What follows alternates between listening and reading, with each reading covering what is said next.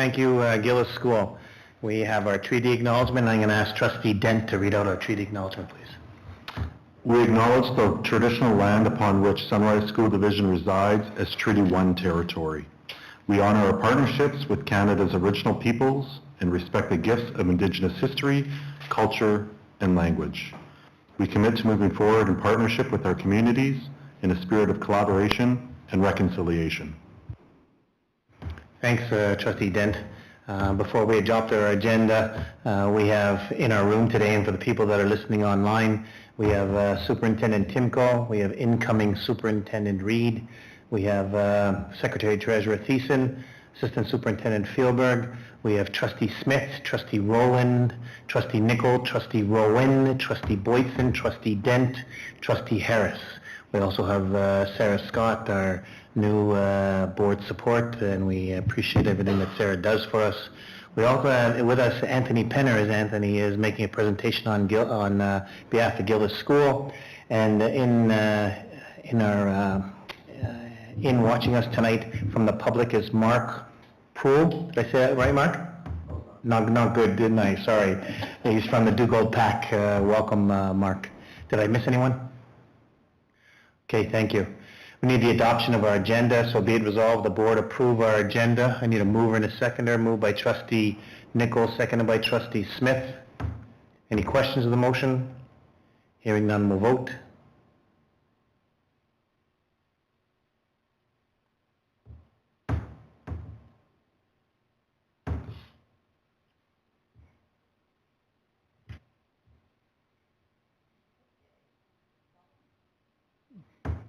Throw your computer down. All right, it passed 8-0. Thank you for that. Chair's comments. So a reminder that if you have any questions, please send them to Jody. Am I saying this right? Jody.Thiessen? Right. Jody.Thiessen at sunrisesd.ca, and we'll try to answer those questions later on in our agenda. Please put your name with it as well. Chair's comments. I think that this is, as we move through transition, it's great to see the work that between Superintendent Timko and Superintendent Reed. So it's great to see that that's happening with us. Share a story. I'm going to open it up to the group about sharing a story. Trustee Rowan. I just wanted to mention that OVE will be having their kindergarten orientation evening on April 17th. Any parents with students entering kindergarten at OVE are encouraged to attend. Also this Wednesday is Pysanka Day for our Ukrainian bilingual students. Students are encouraged to wear clothes they can get dirty, as they will be using wax and dyes. Should be a fun day. Thank you, Trustee Rowan. Anyone else? Trustee Nicol. In Whitemouth School, they had a book fair day last week to kind of celebrate Reading Month. And it was a huge success, which means that a lot of books were going to be read in the next month or so. The grade 9 and 12 went on a fishing derby on Tuesday, March the 12th, and it wasn't a bad day. One of those days that it wasn't bad. And Whitemouth also held their annual Pie Day. For those people that don't know what a Pie Day is, it's when they have to recite all the numbers of pi, and whoever got the most numbers correctly, they got a pie. So I can't believe grade 4 and 5, they were able to recite 61 digits. Grade 6 was only able to recite 45, and grade 7 and 12, they were able to recite 75 without making a mistake. So and they do that every year at the same time. There's a Pie Day. I don't remember exactly what date it is, but sometime in March.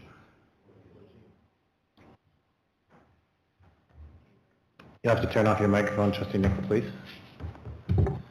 So hopefully, Trustee Nicol, for those kids that did it 45 and 65 and in the high school, hopefully that you're baking a few pies and bringing them to the elementary school.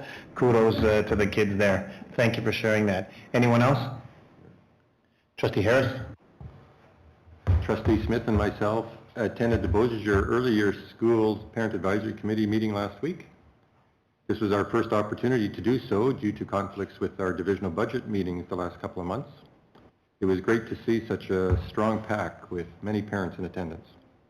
Thank you. Thanks, Trustee Harris. Anyone else? Trustee Smith? I was able to attend the Beaujeu Early Years as part of their parent-teacher. They had a community information night as well. They had different community groups out. They had Rock Eastman. It's a recreation group for kids. They provide different sporting equipment. Network for Change was there. They had Sunrise Coyotes football group was out there. Survivors Hope was out there. They also had clothing. People donated clothing, and you just go there and you just picked up clothing. It was free. So I went and checked that out before the policy meeting. It's something that they're going to be doing more often. I guess it was well received. And they also had the book fair that night as well. Thanks, Trustee Smith. Lars? I was out at a couple of our alternative learning programs today, visiting with some students. Just wanted to give some recognition to the really awesome work that our staff are doing, making connections with kids and keeping them engaged in school. Some fantastic, interesting kids out there doing some amazing stuff. Thanks, Lars. Great to hear. Anyone else? So I want to share one about Trustee Harris. On March the 7th, I was invited to listen to the British Empire Study Group, and it was a presentation that Trustee Harris gave about the evolution of the Unitrade catalog. So I had no idea what I was getting into, and I listened with probably about 125 other people from around the world, listened to Robin talk about the stamps, and certainly about how the evolution of stamps and this catalog. And I listened probably for about an hour and plus, and I was very impressed with the group of people that were listening to Robin and with Robin's presentation. And I told him I was going to embarrass him tonight, but it was pretty impressive. And so I just wanted to, I'm not sure that we always know enough about some of our people that are around the table, but I was pretty impressed with Robin's presentation, and so were people from around the world. So kudos, Robin, for that. And it was your birthday a couple of days ago. I'm supposed to embarrass you further, so happy birthday, Robin. Nice. Anyone else will share a story? Okay. I'm going to turn it over to our board delegation. Kath, I'm going to turn it to you. Thank you, and join me in welcoming Tony Penner, who is the principal of Gillis, proud principal of Gillis School. And when I come and visit, we are not short of stories and great things that are on the go, and I won't take any more of your minutes. You may take it away and tell them all you need to share. Thank you. Thanks for having me here today. I look forward to sharing some of the work we have been doing at Gillis. But first I want to take this opportunity just to offer my condolences to the board on the passing of Trustee Reed. Having started my career in Lac Du Bonnet and living there for many years, I appreciate his advocacy for the community and for all the students of Sunrise. So my condolences to all of you on that loss. My presentation is going to start, like all my presentations, with this stunning view that I get to arrive to when the sun is rising at Gillis School. Most days, depending on the time of year, I'm either driving into the sun, but every now and again it aligns nicely where I get there and get to see this beautiful view. Next shift. So our goal was born from observations of our students, kind of post-pandemic, and some of the challenges they had managing some social interactions or conflict. After a couple of years where they had limited proximity, they had fewer opportunities to resolve conflict or engage in leadership opportunities. And as a result, we kind of observed students display some unexpected and at times disproportional responses to conflict, change, or stress. So as a school, we want to support our students in developing behavioral awareness, conflict resolution, and some self-regulation skills. We developed the goal that by June 2024, 95% of all K-6 Gillis School students will be able to identify their emotions or feelings on self-reflection and be able to use at least one tool or strategy to shift their emotional state. Over the year, this goal has kind of shifted a little bit, being a living document, And we've kind of evolved so that much of the data we've gathered reflects in the moment being able to identify their emotion or their ability to shift their emotional state. So it's been a bit of a shift, less upon reflection, more in the moment. So we believe that in order to support the development of emotional regulation skills, we must first ensure a sense of belonging. So our strategy consisted of two parts. First, we wanted to foster belonging and provide many points of entry for students to find belonging and then incorporate the zones of regulation curriculum. Today I'm going to share a little bit about that journey, both those strategies, and then I'm going to share some data and wrap it up with our next steps and a couple anecdotes of our journey so far. So as I mentioned, we wanted to foster an environment where all students feel a sense of belonging and safety to express themselves should they need support to manage challenging situations. We fostered it through 3 tiers, which were kind of whole school, small group or class size strategies, and then some individual supports. Our whole school strategies consisted of building common language and expectations, which is a long-term process that aligns very nicely with the incorporation of zones of regulation. We're incorporating common signage and posting charts in common areas. We celebrate diversity by infusing Indigenous perspectives and other cultural perspectives into literature, both in our school library as well as class libraries, into art, into music, and into all curricular areas. We have modeling of regulation strategies through our Learning Buddies, which is essentially a group of, each grade is paired with another class. Partnerships happen quite naturally between teachers, where 5-6s work with our Ks, or 3-4s work with our 1-2s, and together they are able to model and build some of those relationships across the school.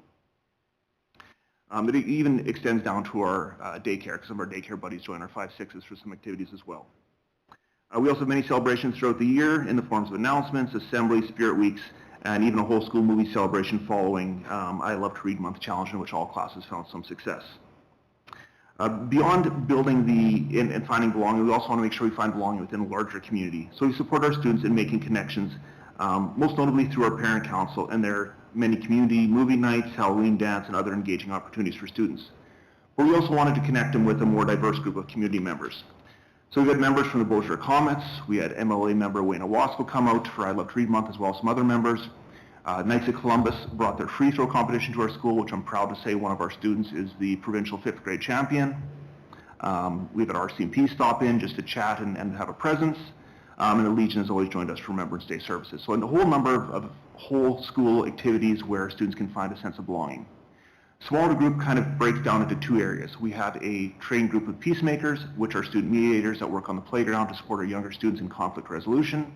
And then we have a number of clubs, whether it be low organized games that happen during morning recess where students can come, engage in some activities. Then we have writing clubs and board game clubs and cooking clubs, basketball, skating, polar bear, choir, kind of list goes on. A lot of points of entry for kids to find a little niche in their sense of belonging. Our individual supports tend to be targeted more towards some of our neurodiverse population, but there are strategies that also support our whole student body. So we have a space called our Flex Room, which has been developed into more of a sensory space that helps support self-regulation. Most of our classrooms have developed calming corners, and where students can access a variety of tools or strategies that you can access them individually or with support if needed. And finally, we also allocated a little bit of additional staffing in the form of social work time to support students that are navigating some greater social emotional needs or some significant life changes. So along with fostering belonging, we layered in the zones of regulation curriculum that connects emotions to colors. It teaches that all zones or emotions are okay, but ideally we want to be in the green zone for optimal learning. Along with identifying which zone they're in or their peers are in, that helps develop some empathy, the zones curriculum also provides simple visuals and common language for students to develop strategies to help regulation. We've created visuals to align with the colors that outline the expectations for a green hallway, green bathrooms, and some other common areas. Now, obviously, this is a work in progress, and the data I'm about to share will show that we've not achieved our goal yet. But as a school, we generally have a pretty well-regulated crew that can recognize their emotions and be empathetic to others when they're having difficulty regulating. So I'd like to point out that this data was all gathered through the use of the Learning Buddies. Our grade 5-6 crew went down to our kindergartens. They conducted individual surveys with each student and asked them a series of questions, and then they were able to tabulate later on. So what we found was that 92% of our students had the ability to list 7 different emotions. It sounds fairly straightforward. I think in kindergarten, that's quite a few emotions, and probably 5 more than any of my hockey coaches ever had. Probably a story for a different time. But 89% of them notice that their body feels different depending on their emotion, and 91% of strategies to calm down and regain control. The culture and environment we're building in the school does help to provide a predictable environment which helps students, support students' ability to self-regulate, but at the same time this also demonstrates that they are developing that ability independently as well. This slide was quite interesting to me because not only does it show that the majority of our students see the benefit of managing emotions, they can also recognize emotions of others, which supports co-regulation and allows them to adjust how they're going to interact with peers if they sense they're dysregulated. We really notice this with our neurodiverse population and some of our general population, supporting them when they're having a hard time regulating, bringing them tools, bringing them some strategies to support them in that process. So beyond that, I asked staff also to anecdotally track if they saw students demonstrate the ability to identify their zone or utilize a strategy to shift their emotional state. Now, we did this during the month of February and the beginning of March, which not an ideal time in schools, especially in elementary schools. Bungee cords are stretched a little tight. Assessment is high, and their emotions are a little bit raw, so we tend to see a little higher levels of dysregulation and incidents at that time. And admittedly, it was difficult to gauge some of the students because some of them appear pretty regulated most of the time, which in itself demonstrates the ability to manage emotions as they shift from the busier space like the playground to a much more calmer, controlled environment like the classroom. But based on the teachers' observations, they found that 92% can identify their zone and 87% can independently shift emotional state independently. Obviously, these numbers go up with some support. Now, this goal is always going to be ongoing. I don't think we'll ever finish this goal. But we're going to continue to foster a sense of belonging and support students' development of self-regulation. But based on this data, I feel quite positive about the current climate in the school. So our next steps, we're going to go from here, and these are goals we're still hoping to accomplish this year. Classes are currently working on developing a problem volcano because what we found was that students could identify their emotional state, but they had a hard time solving problems. So the problem volcano helps identify the size of the problem, where somebody bumps into them in the hallway, instead of resolving it, they're running to a teacher. So we're trying to identify the size of the problem and then combine that with Kelso's Choice, which is provides problem-solving strategies so that students are able to independently solve some problems. And it gives them a series of steps before they approach an adult, and then also, depending on the size of the problem, when they should approach an adult. So this goal will have multiple layers and will be ongoing to foster that inclusive environment that supports student abilities to independently self-regulate and resolve conflict. I just want to wrap up with two quick anecdotes. I know I'm getting short on time here. I feel like I'm talking fast, so I might be okay still. The first one is a statement I got from a grade 6 student who was one of my peacemakers, who came up to me after a couple of months and says, and this was a kid who was quite keen on it, quite ready to go. He had done his training, was excited to go solve some problems. He says, Mr. Penner, I'm bored. I want to quit. And I said, well, what's going on? He says, I walk around and I'm just not finding any problems to solve. I said, I think you're maybe looking in the wrong places, but regardless, I thought that was kind of neat too, because the kids are pretty keen to run up to the peacemakers in their orange vests to let them know problems. So it speaks a little bit to the regulation. And the second one happened just 2 weeks ago, and it was one of our neurodiverse kindergarten kids, so a student who lives with autism, and he walked up to his teacher and said, Mrs. Vendrell, I'm in the blue zone. And she says, oh, I'm sorry to hear that. Do you want to go to the calming corner and we can choose a strategy to help you? And so that picture there is of the calming corner in the kindergarten room. And he said yes, they went over there and they picked their key ring of calming strategies, and I think he chose figure 8 breathing, which they'd practiced, and he did the figure 8 breathing for about a minute and a half and says, I'm good, I'm in green again, and he went back and played. So kind of cool that our neurodiverse student is choosing to use some of that language as well. So that's where we're at on our journey. Still a long ways to go, and one that will never end, but I appreciate your time, and any questions? Thank you very much. Open it up to the floor. Any questions for Mr. Penner? Trustee Nicol. There's not a question, it's an observation. I really like the zones you got there, and the blue, the green, and the red, and underneath it you have what they are, because red, green is the most colorblind. So people that are colorblind, you just put the colors up there, they don't know what it is, but at least you have put down blue, green, yellow, and red, so students can at least read it if they can't know what it is. Plus, I like the way your chart is, same thing. You got it in green, which is very difficult for someone that has red, green. colorblindness to read, but what you've also done is you put down sometimes, always, so you don't even have to worry about the colors. So this is a presentation I really enjoy, because for people that are colorblind, without that would be very hard to know what you're doing. So I'm just relaying that message to you. So keep on doing what you're doing. Every time you make a presentation, keep in mind there are people, about 8% of people, white males, are colorblind. So at least the way you've done it, you have at least satisfied those 8%. I'd like to say that was an intentional choice, but that was a fortunate coincidence that worked out that way. With the colors, though, one thing I'll point out is that that's the stock image. Each of the classrooms has taken pictures of kids with displaying the different emotions, so that the way the kids can see the emotion of themselves as well in those different zones. Thank you. Anyone else? Trustee Harris. Thank you for coming out, Tony. An unbiased opinion that he's principal of the best school in the division. The concept of this, I forget what you call it already, the zone stuff. For the best school in the division. The concept of that being post-COVID, where during COVID students didn't have a chance to really interact with each other much because of home schooling and so on. I would bet it's even tougher now trying to determine emotions and so on, now that they're able to work with each other. Would you comment to that? Well, I think that was part of the need for the goals, that we did see students that had lacked some of that ability. I think that with myself arriving there during COVID, we'd focused a lot on the academic and the recovery learning, so to speak, that happened post pandemic.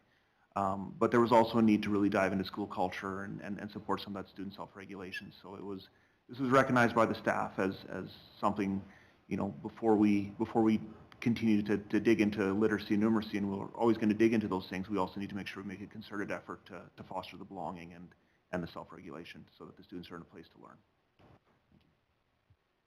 One other quick one. You're in a community that is growing with a lot of development in Tyndall and Garson, and I would assume the school is beginning to overflow, or it will be. What challenges are there?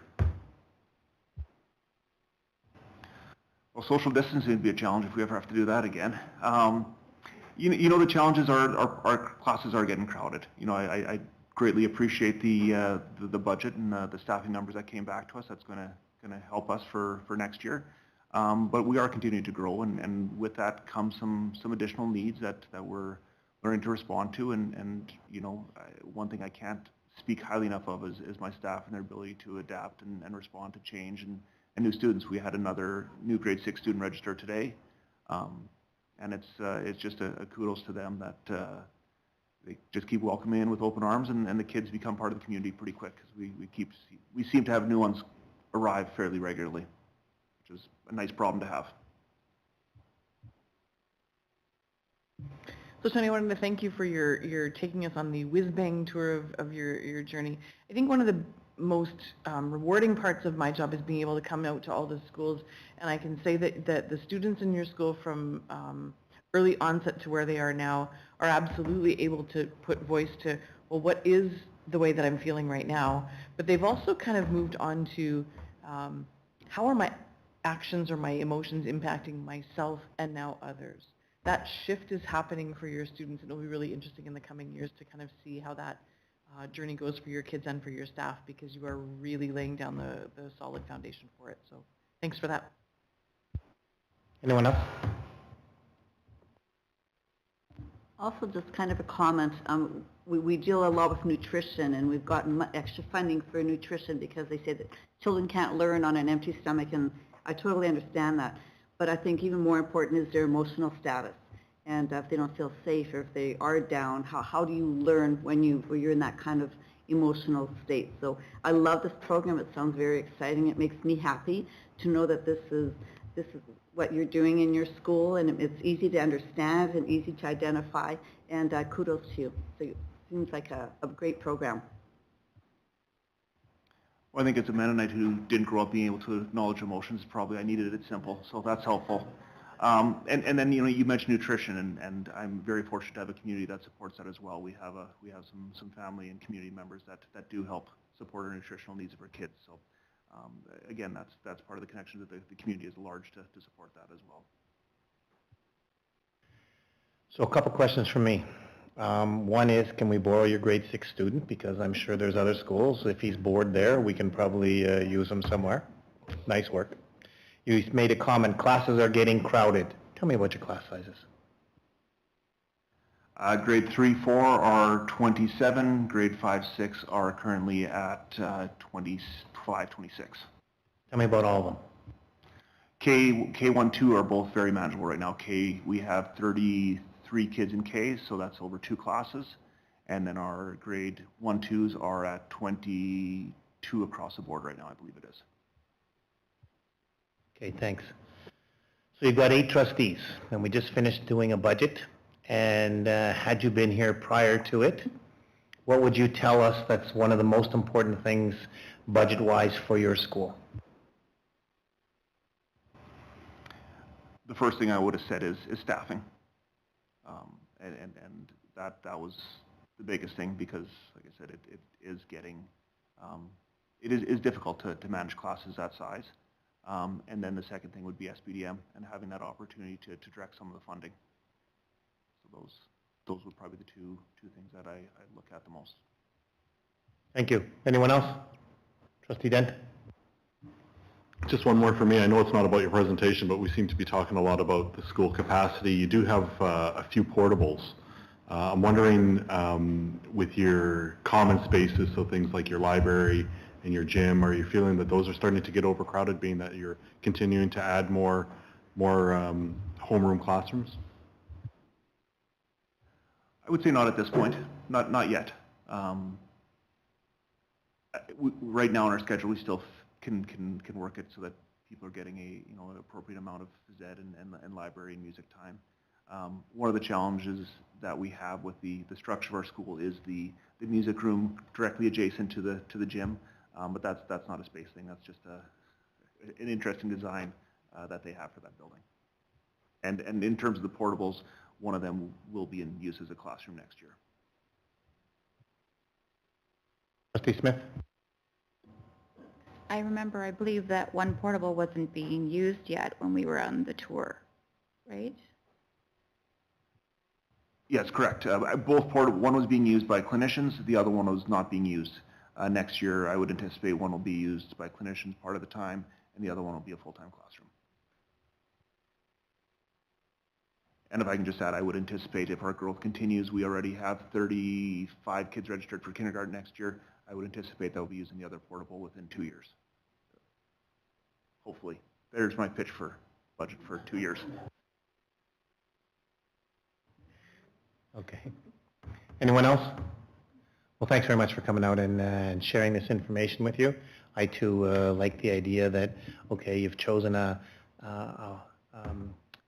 well-being goal and certainly then tying that into, we've heard from Kathy certainly about how academics then will, with nutrition and certainly about the emotional states, certainly about how that's tying into academics. So kudos to you and thanks for sharing with us tonight. We're going to move on. We have minutes from our March 5th, the regular board meeting. So please be it resolved that the board adopt our March 5th board meeting minutes. I need a mover and a seconder. Trustee Boytson, seconded by Trustee Rowan. Any questions to those minutes? Okay, hearing none, we'll vote.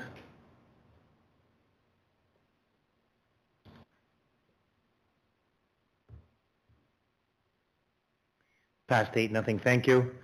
We have our superintendent's report. Kat? Thanks very much.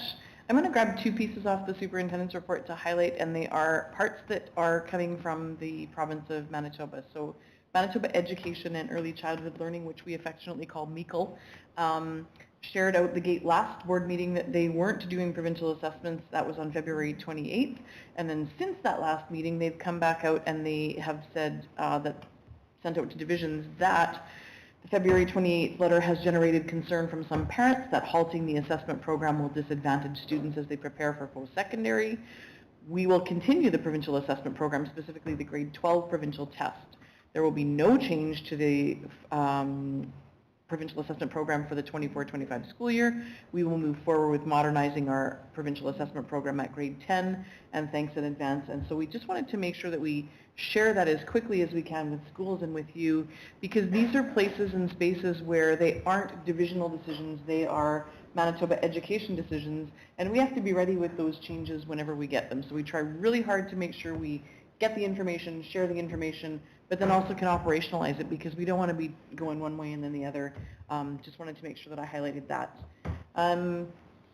That's just some information about our conference, our tour, and spring break approaching for families. But then there's another one that's coming out the gate from the province, which is Bill 21. And Bill 21 is gone through its first reading, and it talks a little bit about issues that might very well impact a schools of choice process. And so I wanted to say out loud here and in other places as we go that if we have families who are registering their child for a school outside of their catchment, so right now we have catchments for school, and there's a little boundary that says this is your community school and this is your catchment school. And there is a schools of choice process that isn't a Sunrise process, it's a provincial process that happens across the entire province, and they have a May 15th deadline. That allows schools to say we have space and we have staffing and we have resources to accept a schools of choice student, or maybe we don't. Maybe our schools are full and we don't have the space, as you would have heard from Tony. Gillis wouldn't be able to accept schools of choice in some of their grade levels. We don't know where Bill 21 is going to land, so I wanted to say out loud that we're going to stick with our schools of choice process and remind families that for right now, make sure that we fill out our paperwork, because if that bill gets tabled or doesn't pass, then we don't want people kind of just relying on the media and saying, well, they said we can attend whatever school. If the bill is not going that far that fast, we want to make sure that people have got what they need in place to have their students attend the school that they might be choosing. So I wanted to highlight those two pieces from the province just to make sure that we're on track with what that looks like. Yeah. So Kat, that's a huge problem for school divisions, a huge problem particularly for us, for some schools, is that if anybody can turn around and say, I'm going to use Hazel Ridge, and Hazel Ridge's got a grade 5-6 class, and say that there's 22 kids and Hazel Ridge gets 10 more kids in that class of 32. Well, are we going to have a class of 32? Do we have room in Hazel Ridge even to have another class? Those kind of things. So that is an issue, certainly for schools across Manitoba, an issue for us. Awesome, thanks. I have one last little bit to share because, unless you have some harder questions, this would be my last superintendent's report. And I'm one of those people who would be terrible at poker and who wear my emotions on the sleeve. So I have a little something I wanted to say to the board, if that's okay. I just wanted to take some time to thank this board in particular for their ongoing commitment to what I call good governance. The past 2 years have allowed me to experience what it feels like to work together with clear purpose, to respectfully challenge diverse perspectives, to speak authentically, and to keep quality education as the focus of the work here in this room. And I do truly thank all the people around the room for letting me experience that in the last couple of years. What I want from you or for you is to please continue to be honest and upfront with one another. Ask good questions that are also for good reasons. Work hard to both understand and support the work being done across the division. We have great staff, and I'm going to say that a second time. We have great staff doing amazing things for us because they are invested in what it means to work in Sunrise. I am both humbled and truly grateful that I have been given the opportunity to lead this organization and hope that I have done Sunrise proud. I will stay in the room and I will heckle Trevor, and we're just going to switch chairs and he's going to roll over here and give you all the information that you need, and I'll hang out there for a little while to support him and heckle him from time to time. But it has been truly an honor to work with this board. Thank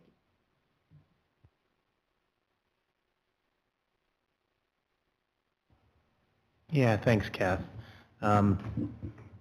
Robin said to me today, are we bringing Kathy a cake because it's her last day as being board chair? I said, well, Kathy's not leaving. to superintendent. I said Kathy's not leaving anywhere right now. Yes, this is her last, certainly as being our superintendent.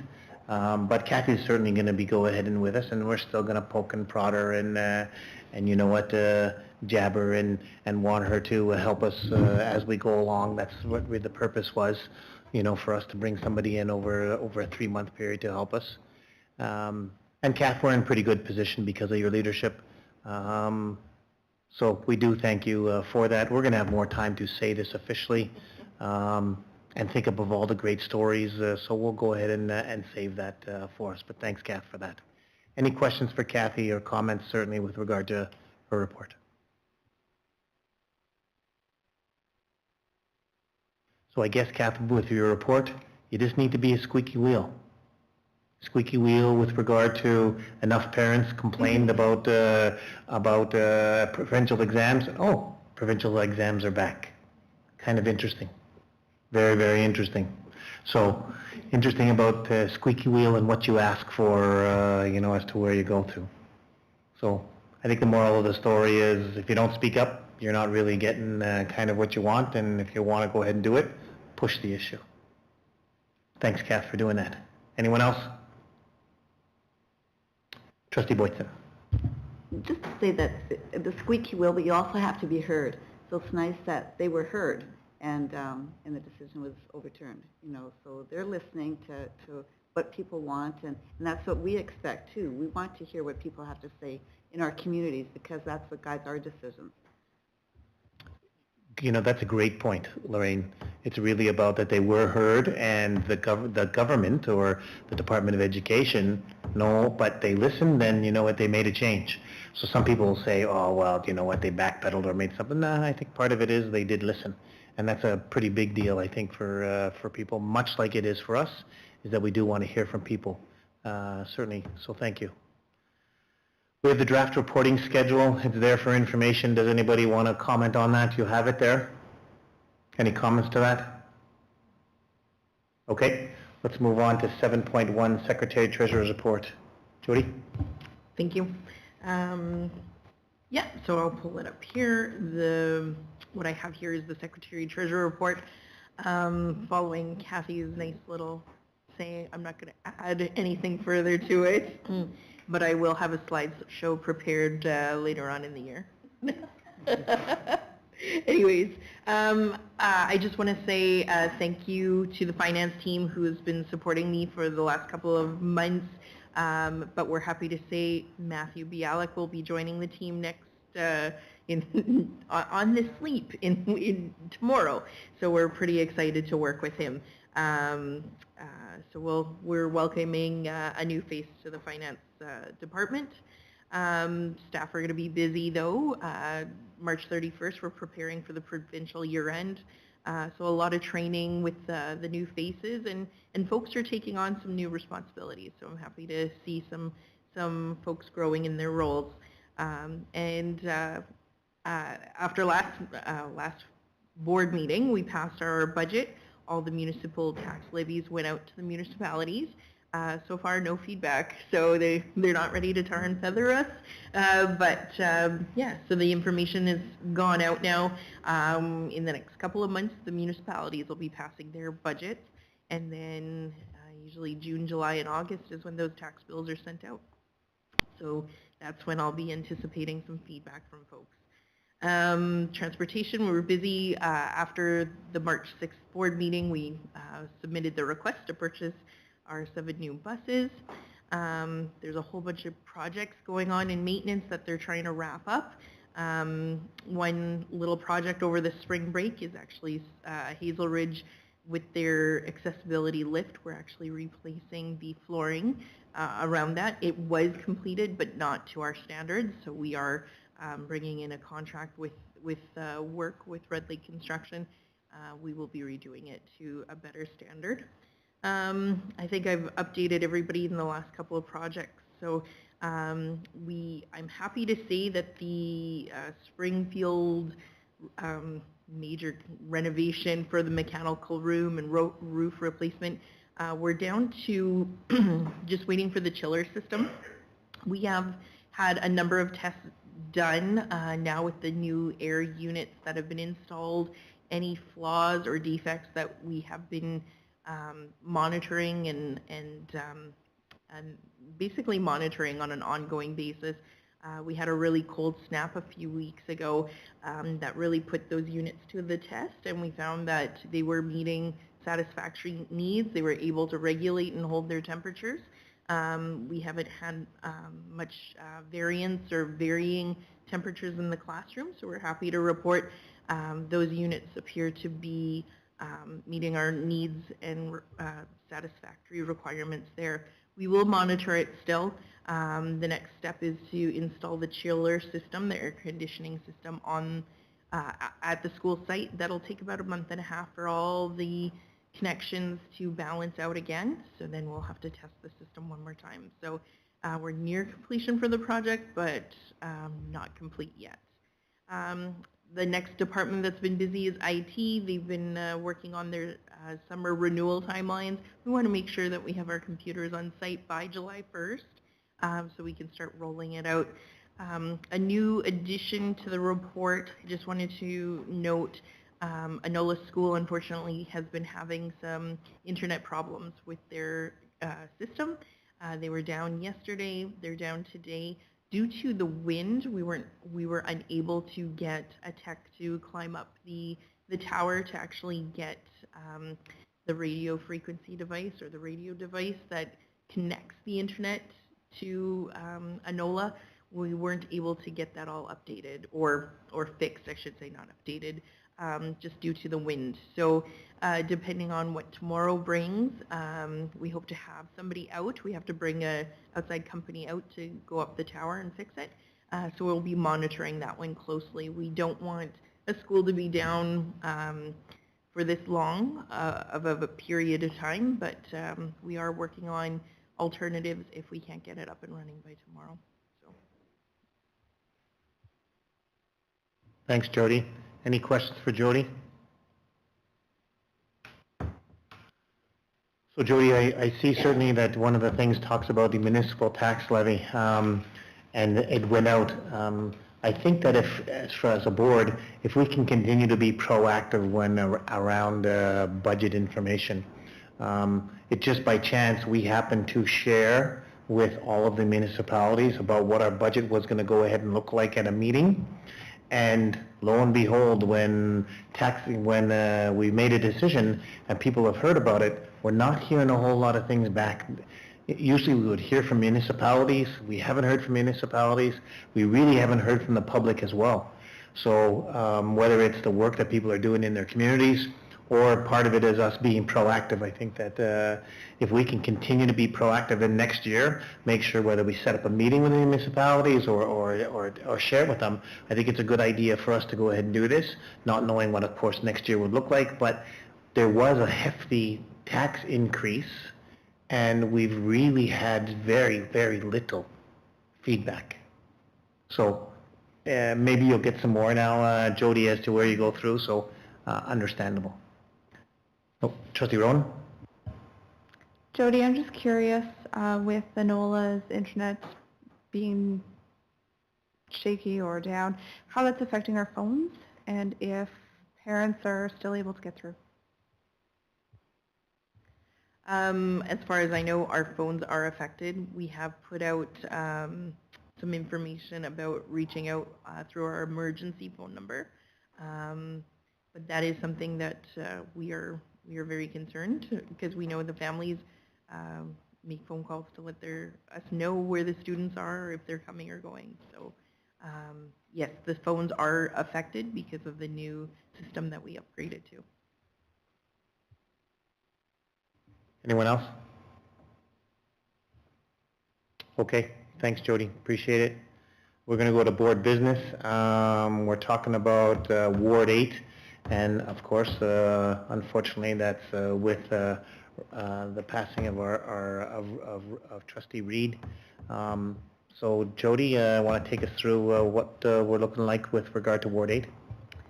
Yeah, I included a report that gives some timelines.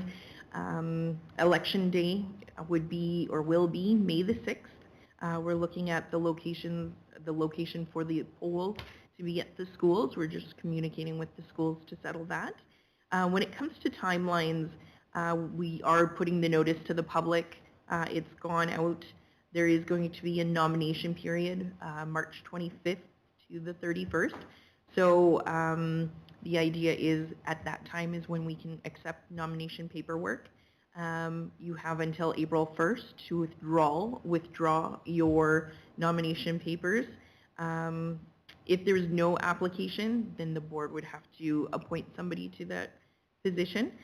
We also have, and I'll pull it up on my screen here, on our website under board, we have under the 2024 school trustees by-election. So anybody who's looking for information, it's all right there, including the maps, including important dates.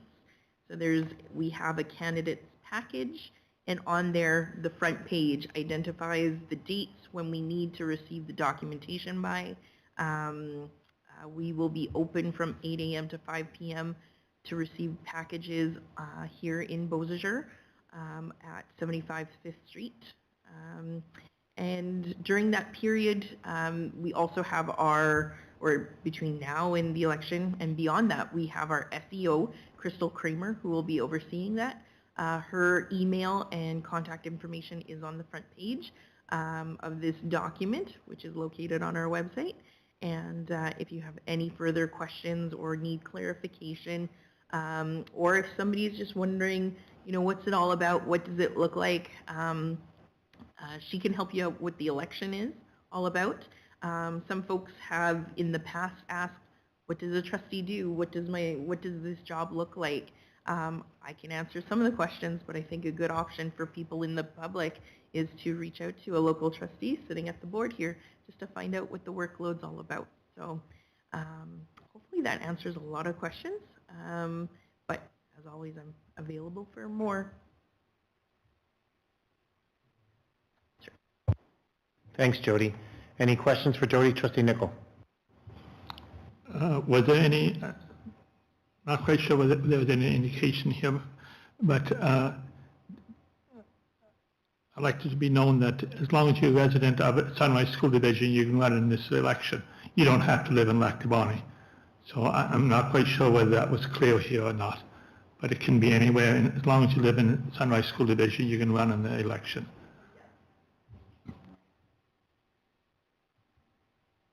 Yeah, that's correct. It's all, a lot of that information is in the package, what you need, what kind of signatures. Yes, you don't have to live in the ward to run. So Jody, just to clarify, Dawn, and so if anybody comes back to the that's listening online or whatnot, is that anybody that resides in Sunrise School Division can apply, can fill out papers. The papers really is that you're required to get X amount of signatures from residents of Lac Du Bonnet. So that residents do need to be in Lac Du Bonnet, and then hand it into the SEO to Crystal for us. Is that correct? Absolutely, yeah. Thanks, Don, for pointing that out as to where they are. And I can tell you that I've had 3 people touch base with me with regard to the election, so and asking, getting information. And so, just again, papers can be picked up now. If they're not, if for whatever reason you want to get a package ahead of time and our office is closed because it's 6 o'clock at night, you can go online and download the package as well. Thank you. Trustee Dent? Yeah, I was just going to, clarify that it's not just that they need to be a resident of Lac Du Bonnet, but they have to be a registered voter. Right, so not just live in the town, but they need to be a registered voter. Great point. Good catch. Thank you. Trustee Boyton? So what is the last day to actually hand in the nomination papers? March 31st. So somebody will be available because that is Easter. So I just want to make sure. Yeah, that is something that we talked about even with Good Friday. That will, there is a period of time that normally our office is closed, but we'll have somebody there. So to clarify, we'll have somebody there in business hours? Or what was the, I just want to clarify kind of what it is. So someone comes at, is the question then at business hours and closed, or can you share that, please? Yeah, so we have the important date of March 25th to 31st. Nomination papers accepted via email or by appointment. Our office is open 8 till 5. So we are recommending that folks can make an appointment. But if it turns out that it is Good Friday or Easter Sunday that we have to make an arrangement, understanding that this is the only time that can work, we will work with the folks. And I guess the only tip that I would share, and all of us can go ahead and share things, that if you hand in and you come in and put in papers at 4:30 or 4:45, and you've got 25 people signed, and one of those 25 people is not a registered voter, you don't meet the requirements. Because Crystal does go and check and make sure that every one of those people are a registered voter. Thanks, Dustin, for that. And so that it's better off that you don't go ahead and hand it in at the last minute, because she goes to check and at 5:15 she says one of these isn't working, you're out of luck. Okay, so just go ahead and do that. Kathy? And I know that we're answering questions here at the board table about the process, but it is that reminder that this is not a Sunrise School Division decision. Our senior election officer is Crystal Kramer, and she makes all those decisions, and she checks all the papers, and she's the one you need to contact because she's the one who's in charge of all of those decisions, and no one in this room or the organization is. We might have answers, we might have tips, we might have those kinds of things, but your very best bet is to go straight to Crystal if you have those kinds of questions. Great point, Kath. Thank you. Anyone else? Okay, thanks, Kath and Jody.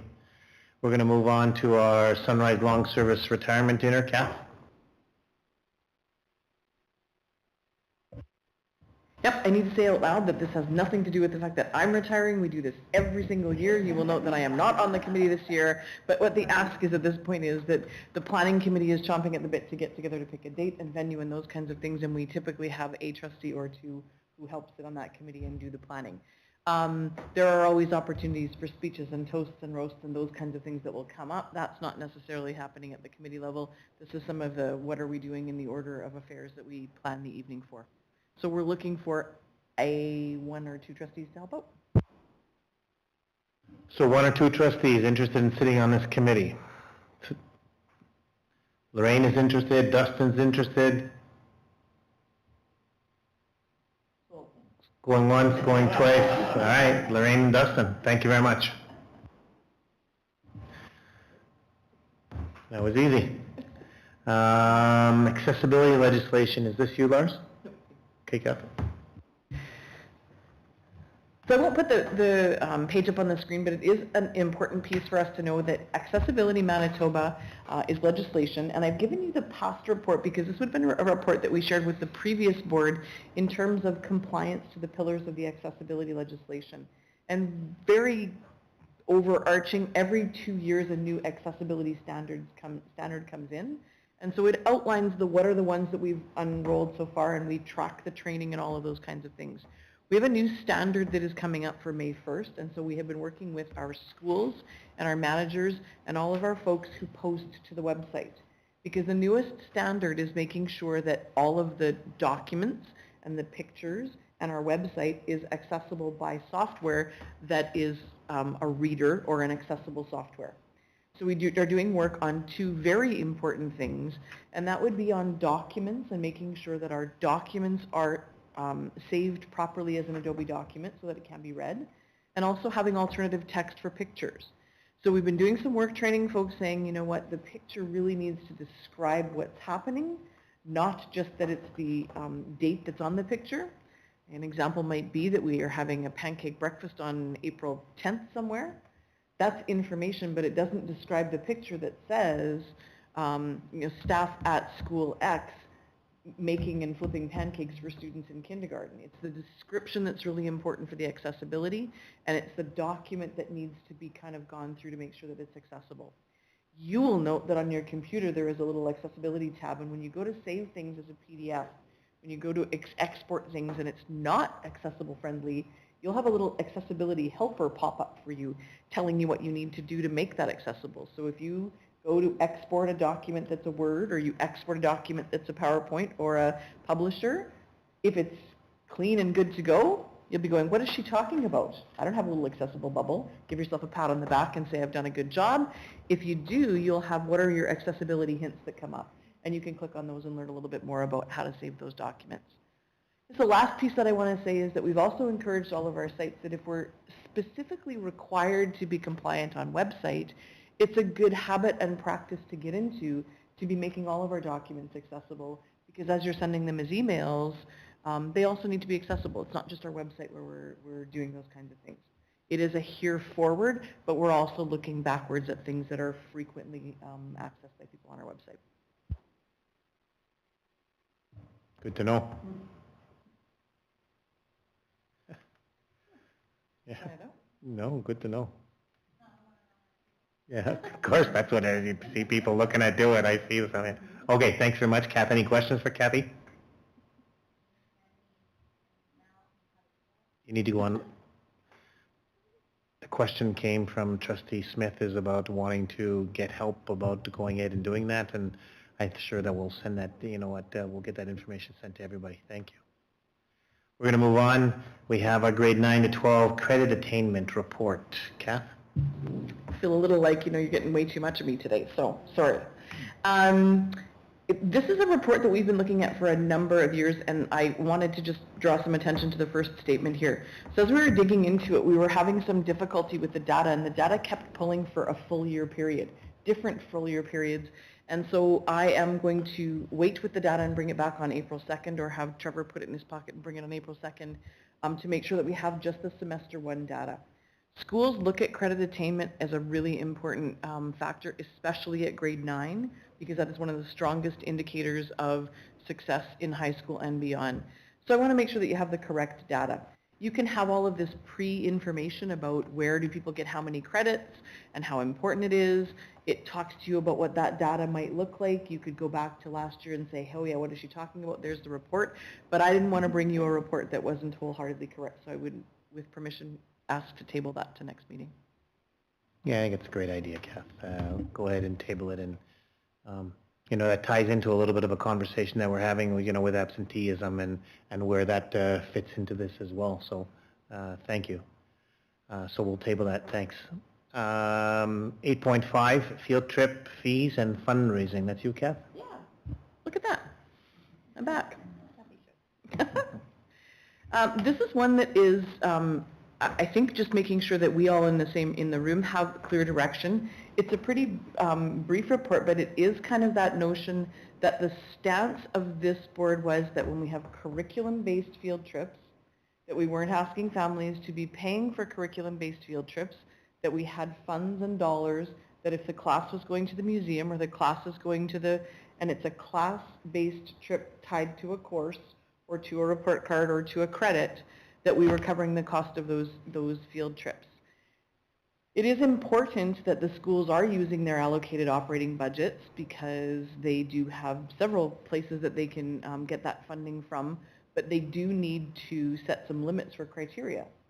We can't go on every field trip that everybody wants to go on to do their course, and principals are charged with that difficult work of saying, how do we get the most bang for our buck out of the dollars that we have for field trips? When we talk about extracurricular or optional field trips, this was the ski trip that people can opt into. This was the potentially a canoe trip, taking kids off to a certain place for that. It might be an extracurricular sports trip. Those kinds of things, that it was okay for us to have fees that were being charged to students and families because it was an opt-in. Schools have fundraised specifically for extracurricular or optional field trips because it is an opt-in and they've been able to fundraise for those. We feel that schools have also participated in something that we would call general fundraising. And those general fundraising activities are funds that are put aside to help support classroom activities. The important piece for general fundraising from our standpoint is that they are used equitably to support all students. It's not that Kathy sold 10 chocolate bars and so she's getting credited for 10 chocolate bars, and Trevor sold 2, so he's only getting 2. We've put 12 chocolate bar funds into the school fund, and the principal is going to decide how that supports the greater group in an equitable way. It's not on a per kid basis or a per adult basis. We're looking for just some clarity of intent from the board with regard to charging students and families. We want clear direction so that we can make sure that the procedures and the communications are clear to schools around, are they charging fees or fundraising, and how are we supporting those curricular and those optional extracurricular activities. I put the last piece in here just saying that if we're on track with what those items are, then hot diggity, we will continue to support that message. If we've got some clarity that we need to lend to that, then we're able to craft some clearer or more accurate views to communicate out to our system. So that's a kind of a roundtable thing as to, we're going to give everybody an opportunity to speak to this. But remember, this is, let's make sure that we're not confusing this. This is about field trips and it's not about right now about school fees. School fees are going to be a little bit a different conversation. This is about school, this is about the field trip fees, where we sat around this table and said we don't want to let schools charge for school trip fees. Kind of exactly what she's put in here is that if it's an opt-in extracurricular, yes, of course, we can go ahead and charge. But what she's looking for is making sure that we're still on board with that. So let's talk to that issue, and then we'll come to another issue is with regard to school fees. Trustee Smith? I thought this was referred to the Finance Committee. Weren't you guys going to talk about this? It came up at the Finance Committee, so our suggestion was to get clear clarification out to all the principals, because it seems like it's being interpreted differently by different schools. So I think we know what we wanted as a board, but that's not how it's being interpreted out there. So I guess Paul's asking now to make sure that we're all on the same page, and then something will clearly go out to all the schools so that everybody understands it the same way. So are you on board with what's written here with regard to field trip fees? Okay, Trustee Bowen? Yes, I'm on board with that. The only comment would be that the general fundraising activity that is equitably shared, that I would hope and desire that that would be partaking at the beginning of the school year and be utilized during the school year, that general fundraising has been done. I wouldn't want to, unless there was a greater good, like a playground or something that was directed to, but if it's just for general activities, I would want the fundraising to be utilized in the school year that those children are there to utilize it, so not to carry over pools. Thanks, Diane. Don? I need some clarification about this extracurricular. To me, extracurricular means out of school, but then you've got optional field trip, and then you're talking about ski trips. So you have a ski trip during school time. Are you able to charge the students? And what happens to the students that don't have the money to pay for the ski trip? Is there some educational going on in school at the time? Because they may not go on the school field trip, ski trip, because they don't have the money to pay for it, but school's still open. Is there some educational programming going on?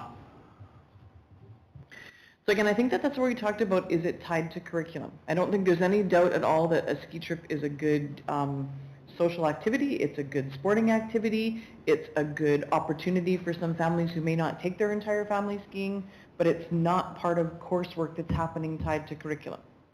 So it's that opt-in. And if we're doing a middle year ski trip and anybody in grade 7 and 8 can opt into the ski trip, it would be an opt-in, not that I need to complete this to get my grade 7 social studies mark. Yeah, school is open for everybody who's not there, who's not choosing to go. We've had schools who've handled that in ways where they combine classes. We've had schools handle that in a way where they have done alternate activities. It kind of depends on how many students have opted in and how many are staying behind. I can say that our schools do a bang-up job of making sure that any student who hasn't paid for a curricular field trip goes, because they cover all of those costs. We cover them in-house. If we have a family that we know about that can't afford an opportunity, I think that we have schools who also have opportunities where students might do some work or pay off their ski trip in different ways. We do a bang-up job of knowing who our students are and offer those opportunities for them. Probably not as publicly as anybody would like, but I think that we do a good job of that. That answer your question, Don? Trustee Rowan? I'm okay with this going as is, as long as, like, I agree with what Diane's saying, that I'd like to see the funds used by the students that are at the school when the fundraising's happening. Trustee Boyton? Yeah, no, I'm fine with what's been going around the table. Trustee Dent?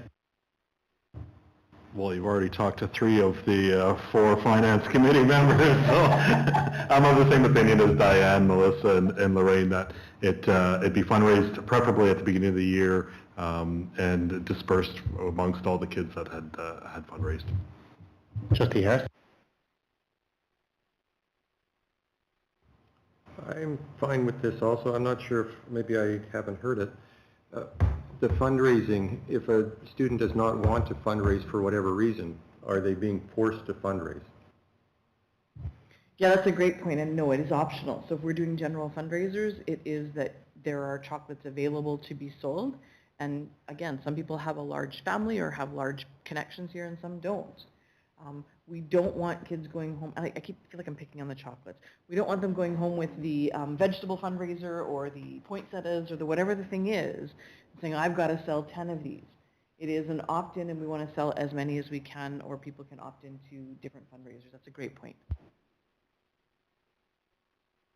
Okay, I'm going to agree on this as well. So I think you've had the direction, Kathy, that the board wants to make sure that we are not charging for any kind of curricular field trips.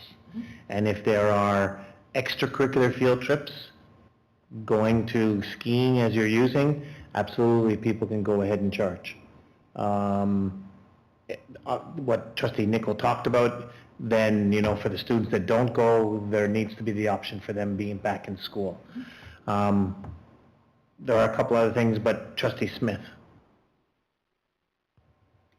I remember one other option for preschool. You could either fundraise or you could give them, you gave them a check predated for June, whatever.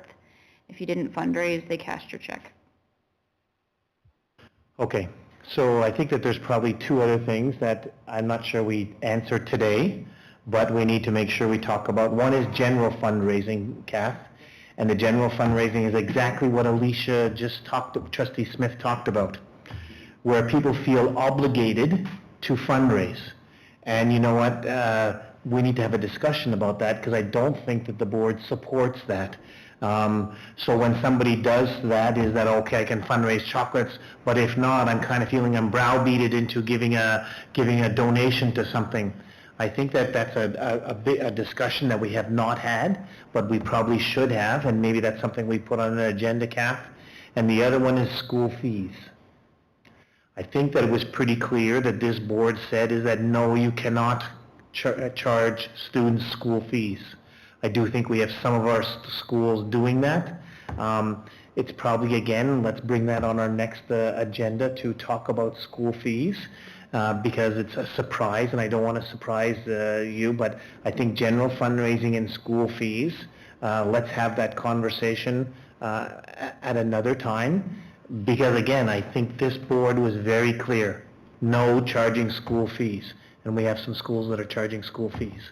So let's bring it back to have a conversation certainly around that at the next time we get together in general fundraising. Kath? So my only clarity, I think that I'm clear on all of it, but the things that I heard about the general fundraising, so if we're doing the general, it is opt-in, it is equitably distributed, and it is in the year that it's raised.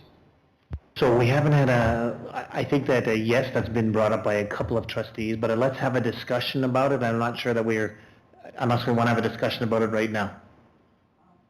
Well, hold it. Do we want to have a discussion about this right now? Or, well, a part of it is I want us to give Kathy direction, and do you know what? I didn't want to surprise Kathy that we were going to have a conversation around general fundraising. It's kind of slipped into it, and school fees. I just want to make sure Do we want to talk about that right now, round table, as to where we are with this? Or do we want to wait until next time we get together? Okay, so let's bring it back so that we know that we're going to have a conversation around school fees and general fundraising the next time at our next meeting, okay? Just so that we know. Trustee Nicol. Could we have a definition of school fees? Because some people charge fees, but they get a yearbook, so is that really a fee? Is it paying for the yearbook? So they put it down underneath school fees, but really it's a yearbook and it's kind of opt-in. So I think when we discuss it, I think we should have a clear discussion on what we mean by school fees.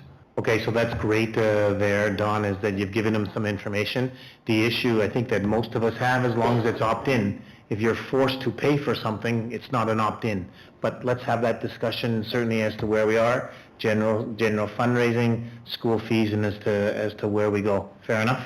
And we'll bring that up at our next meeting. Okay, anyone else? Okay, thanks for doing that. We have a grad request, Parview grad. So be it resolved that the board approve in principle the École Parview School grad 2024 committee's request under the same, am I reading this wrong? Or maybe I just didn't refresh my computer? Okay. Be it resolved that the board approve in principle the Parview School grad 2024 committee's request under the same conditions as imposed in previous years, subject to superintendent's final approval. I need a mover and a seconder.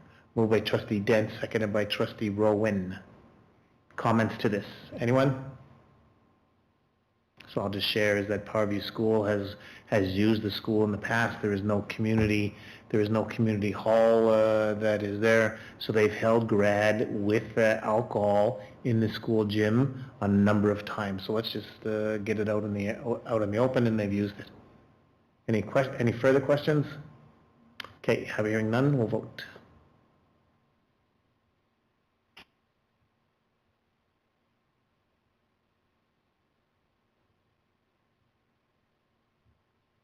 Thank you. It passed 8-0.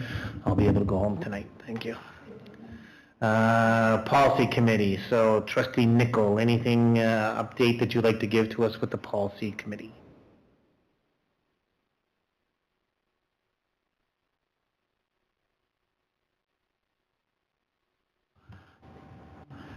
We had a policy committee on March 14th. We discussed some policies. There's one policy we're going to change, but we only decide on half the policy we're going to change on. I'm not bringing that motion forward until the committee has a whole policy in its entirety. The next meeting is April 11th. Again, if you want to listen in while we're talking, it's on Teams. It's usually from 5:30 to when we finish, but we usually don't go the 2 hours. We bring forward a motion right after this one. Other than that, there's no other information. The minutes are here. You can read it. So there's minutes there. Are there any questions on the minutes that were there that anybody from policy or Don can answer for us? Any questions? Okay, hearing none. Thank you. So we have policy number 6, a revision. Be it resolved that policy 6 be revised to include section 6.6, which addresses the process for archiving suspended policies. Moved by trustee Nicol, seconded by trustee Smith. Any questions to this? Trustee Boyson? Not a question. It was brought up, I believe, last meeting by trustee Dent that there was a spelling error, the word manual. So just for that correction. And I was just wondering, I know that it suggests to put the, the date of the suspension in the bottom. I was just wondering if it's going to be included in our policy book. A lot of people wouldn't even notice to read that. If there could be like a watermark across it saying that it was been suspended, so it's easy to identify that policy is really no longer a policy, it's a suspended policy. Because I don't think people will look at that little notation at the bottom. Just a suggestion. So that's something for the policy committee to consider, Don, the suggestion by trustee Boyson. Yeah, that's just, you pass it, says the date of suspension listed. It doesn't say whether we can list in the bottom or anything else. That's we can list along what you mentioned. I don't think that's something we'll talk about, but we'll still pass this because it's clear that we're going to list it, so. Yes, it doesn't have anything to do with the actual motion, it's just a suggestion that's come. Okay, thank you. Anyone else? Okay, hearing none, we'll call the question.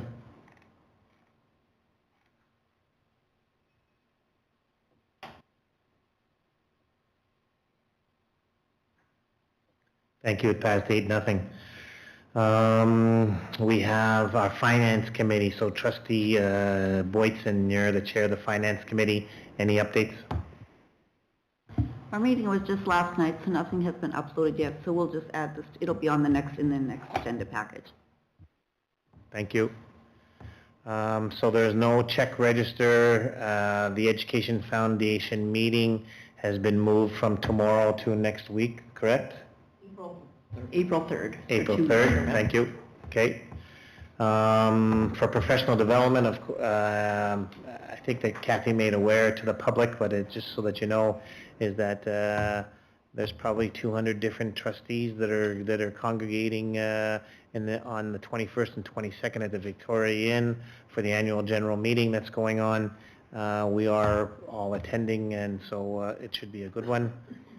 We have, again, some people that are going to the CSBA conference of trustees that are here. I think it was decided that Trustee Rowan and who else is going? Trustee Harris, really? Okay. Thank you.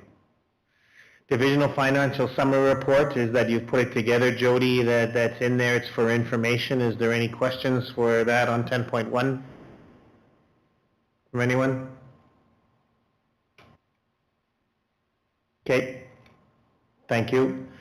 You have nice to know information. Thanks, Sarah, for keep on putting in high school hockey and reminding me my team lost. So thanks, Sarah, for going ahead and doing that. At the SEI Fashion Show, it was some pretty cool stuff that was there. So kudos for putting that in. Thank you. We have upcoming board meetings on the 2nd and the 16th. Just a reminder that you have in your calendars potential board meetings that are there, correct? And if we need them, it's for us to go ahead and do that. Pardon me? Yeah, special meetings. And we'll see if we need those. Questions from the public. Jody, is there any questions from the public before I go and embarrass Mark if he has any questions? No, all quiet, no emails. Mark, here's your chance. If you have any kind of questions, we won't make you come and do a dance or anything like that in the front here, but certainly, Mark. I was just here to listen tonight. All right. Well, thanks, Mark. But you're welcome to any time, and welcome. Thank you for coming. So we're going to need to go back into in-camera, I assume.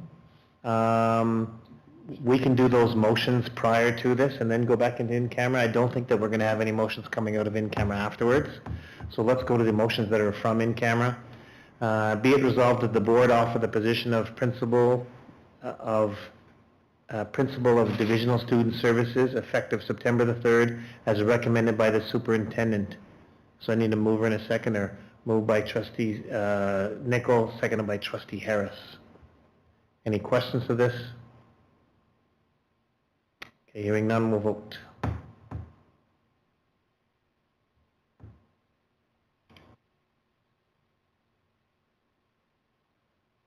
And it passed 8-0. Thank you. We also have another motion, be it resolved that the board offer the permanent position of the Oakbank Elementary School Assistant Principal effective September the 3rd as recommended by the Superintendent. Need a mover and a seconder. Moved by Trustee Rowan, seconded by Trustee Boytson. Any questions of this? Hearing none, we'll vote.